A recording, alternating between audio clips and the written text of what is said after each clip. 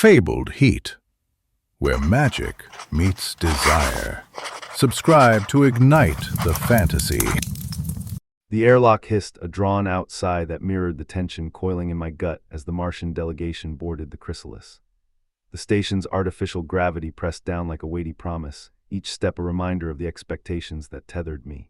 Recycled air, thick with ozone and the metallic tang of fear, filled my lungs as I adjusted the cuffs of my charcoal gray suit, tailored to project neutrality while subtly accentuating my broad shoulders. Appearances mattered. I needed to look calm and in control, even as my pulse hammered against my ribs. Jarek Thorne emerged from the vapor swirl, a silhouette forged from shadow and steel. Tall, impossibly tall, his broad shoulders strained the midnight blue uniform with crimson piping, the Martian Congressional Republic's crest flashing gold against his chest. His close-cropped black hair framed a face chiseled from granite, a jagged scar bisecting his left eyebrow, a reminder of battles won and dangers unspoken. The scar was not a flaw, it was a challenge. Our eyes locked, and for a heartbeat the station's hum seemed to falter. A current surged between us, electric and forbidden. Heat rose in my neck, a betraying warmth that defied the cold metal around us. He stepped closer, the scent of his sweat mingling with ozone, and his hand brushed the back of my neck, fingers grazing the scarred skin. The contact sent a shiver down my spine, a silent acknowledgement of a desire I had tried to suppress. "Your fleet is at my mercy," he whispered, his breath hot against my ear, "and so is your heart." The words were a promise and a threat, and I felt the weight of his gaze settle on me like a lover's embrace. I wanted to resist, to cling to duty, yet the pull of his presence was undeniable, a magnetic force that threatened to drown me in its depth. I swallowed, feeling the metallic taste of fear and arousal mingle. My hand found the edge of his uniform, fingers tracing the seam where fabric met flesh, feeling the heat of his body through the fabric. His grip tightened, his thumb brushing the scar on my throat, and in that moment I knew the choice would cost me everything: my fleet, my freedom, or the surrender of my heart. The corridor beyond the airlock stretched like a cathedral of steel, lights flickering in a rhythm that matched my racing thoughts. I could hear the distant clank of maintenance bots, the soft whir of life support systems, and the muted chatter of other officers who pretended not to notice the tension crackling between us. My mind raced through protocols, diplomatic precedents, and the cold calculus of war. Yet beneath the veneer of strategy, a primal part of me throbbed with a need I could no longer deny. "Commander," Jarek said, his voice low enough that only I could hear, "you know why we are here. The Red Dunes have been silent for too long. Your people need our aid, and we need your compliance." I forced a smile, the kind that never reached my eyes. "And what if I refuse?" I asked, my tone deliberately flat, though my throat felt raw. He tilted his head, the scar catching the station's dim light, turning it into a crimson slash. "Then you will watch your colonies burn, and you will watch the stars we once promised to share turn cold." A laugh, brittle and humorless, escaped me. "You think you can threaten me with fire when the vacuum of space is already a death sentence?" His eyes narrowed, and for a moment I saw the soldier beneath the commander, the man who had survived the siege of Vesper Station, who had stared death in the face and lived to command a fleet. "I am not here to threaten you, Commander. I am here to offer you a choice." The word choice reverberated in my chest like a drumbeat. I thought of my crew, the faces of the pilots who trusted me with their lives, the families waiting on the orbital habitats.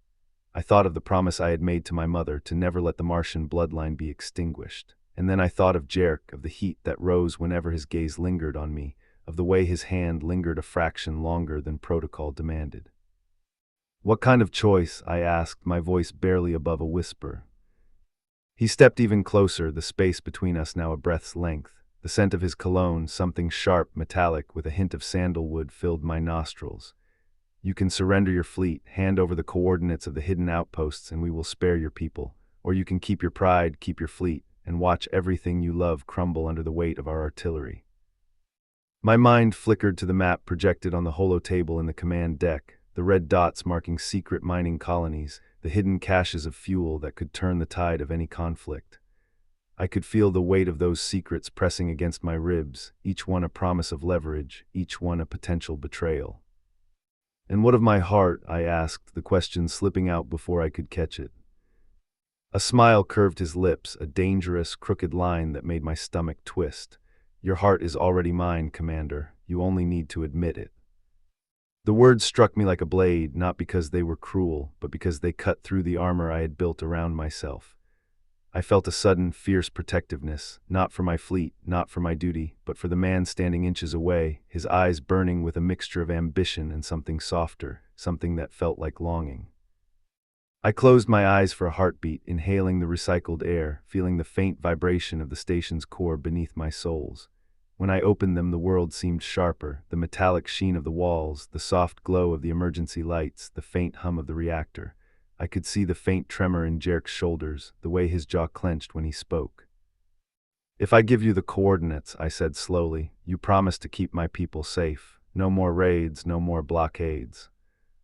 He inclined his head, a gesture of both respect and triumph. "I promise, and I promise that when the war ends, you will stand beside me, not as a captive, but as a partner." The word partner resonated in the hollow of my chest, echoing against the steel of my resolve. I imagined standing on the deck of a ship, the stars streaking past as we navigated the void together, his hand on my back, my hand on his shoulder. The vision was intoxicating, a blend of duty and desire that made my skin prickle. "And if I refuse?" I asked, though the answer was already clear. His eyes darkened, the scar catching a glint of cold light. "Then you will watch the red dunes turn to ash, and you will watch the faces of those you love dissolve into the void. You will die a commander, but you will die alone." Alone, the word struck a chord deeper than any strategic calculation. I thought of the nights spent alone in the observation dome, watching the Earth rise over the Martian horizon, the silence that pressed against me like a blanket. I thought of the emptiness that would follow if I chose the path of stubborn pride. A soft sigh escaped me, the sound barely audible over the station's constant hum. "Very well," I said, the words tasting like iron. "I will give you the coordinates, but you must swear." He raised a hand, his fingers brushing the scar on my throat once more, a reminder of the power he held. "Swear what, Commander? That I will keep my word, that I will protect your people." I nodded, feeling the heat of his palms seep into my skin. "Both, and you will keep your promise to me, whatever that may mean." He leaned in, his breath warm against my ear, and whispered, "I will keep every promise I make to you, even the ones you have not yet spoken." The intimacy of his whisper sent a shiver down my spine, a tremor that seemed to reverberate through the very hull of the chrysalis. I felt my resolve waver, not because I doubted his words, but because the truth of them was undeniable. In that moment, I realized that the war I had been fighting was not just between nations, but between the part of me that clung to duty and the part that yearned for connection. "Then we have an agreement," I said, my voice steadier now, the tremor replaced by a quiet certainty. He extended his hand, the metal of his glove glinting in the low light. I placed my own hand in his, feeling the firm grip of a man who had commanded fleets and now commanded my heart. The contact was electric, a spark that seemed to pulse through the station's circuitry. "We will meet again," he said, his tone softer than before, in the council chamber. "There, we will finalize the terms and seal our pact." I nodded, feeling the weight of the moment settle like a stone in my chest. I will be there. As he turned and walked away, the echo of his boots on the metal floor resonated like a drumbeat, each step a reminder that the path ahead would be fraught with danger, betrayal, and perhaps redemption. I watched his silhouette recede into the dim corridor, the scar on his brow catching the light one last time, a silent promise that the battle was far from over. I stood alone in the airlock, the hiss of the doors closing behind me, a soft sigh that seemed to seal our pact. The recycled air felt different now, less metallic, more charged with possibility.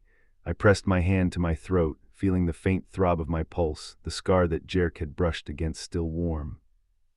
My thoughts drifted to the council chamber, to the holographic map that would soon display the coordinates of my hidden outposts. I imagined the faces of my officers, their trust in me, and the weight of their expectations. I wondered how much of that trust I could afford to betray for the sake of a man whose very presence ignited a fire I had tried to smother. The station's lights flickered, casting shadows that danced across the walls like ghosts of decisions yet to be made. I took a deep breath, inhaling the ozone and the faint scent of metal, and let it out slowly, feeling the tension in my shoulders ease just enough to allow clarity. "I am a commander," I whispered to the empty corridor, "but I am also a man who can love." The words hung in the air, a declaration that felt both terrifying and liberating. I turned and headed toward the command deck, each step echoing with the certainty that my life, my fleet, and my heart were now irrevocably intertwined with Jarek Thorne's destiny. The council chamber was a vaulted space of polished chrome and glass, the central holo table pulsing with a soft blue light.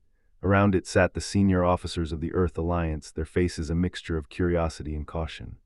Jarek entered last, his presence commanding the room without a word. He took his seat opposite me, the scar on his brow catching the ambient light, making it appear as though a thin line of fire traced his skin. "Commander," he began, his voice resonant, "the terms are simple. You provide the coordinates, we cease hostilities, and we forge a new alliance. In return, we guarantee the safety of your colonies and the freedom of your people." I glanced at the holomap, the red dots representing the hidden outposts flickering like distant stars. I could feel the weight of each dot, each one a secret I had guarded for years. I knew that revealing them would give the Martians a strategic advantage, but it would also end the bloodshed that had plagued both our peoples. "And the promise of partnership?" I asked, my eyes never leaving his. "You spoke of standing beside me not as a captive, but as an equal." He smiled, a slow, genuine curve that softened the hard lines of his face. "That is a promise I intend to keep, not just for the sake of politics, but because I have come to value you beyond the battlefield." The room fell silent, the only sound the faint hum of the station's core. I felt the eyes of the council members on me, waiting for my decision. I could hear my own heartbeat, a steady rhythm that seemed to sync with the pulsing holo table. I lifted my hand, fingers trembling slightly, and placed a data chip onto the table. The chip glowed as it interfaced with the system, transmitting the coordinates of every hidden outpost, every fuel depot, every strategic point that could turn the tide of war. "It is done," I said, my voice firm. "The coordinates are yours." Jarek reached out, his hand hovering over the chip for a heartbeat before he withdrew, his gaze never leaving mine. "You have my word," he said, "that no harm will come to your people, and I will honor the promise of partnership." A ripple of relief washed over me, followed quickly by a surge of something deeper, anticipation, hope, and a fierce protectiveness for the man standing across from me. I realized that the war was not ending because of treaties or alliances, but because two hearts had found a way to bridge the chasm of centuries of conflict. "Then let us begin," I said, standing and extending my hand once more, this time not as a commander to a rival, but as a man offering his trust. He took my hand, his grip firm yet warm, and for a moment the entire chamber seemed to fade, leaving only the two of us standing in a quiet universe of possibility.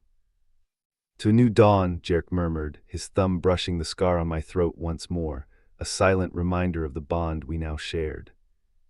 "To a new dawn," I echoed, feeling the words settle like a promise etched into the very metal of the chrysalis. As we released our hands, the holo table flickered, the red dots dissolving into a soft, golden hue, symbolizing the hope that now illuminated the future of both our peoples. The council members exchanged glances, their expressions softening as they sensed the shift in the air.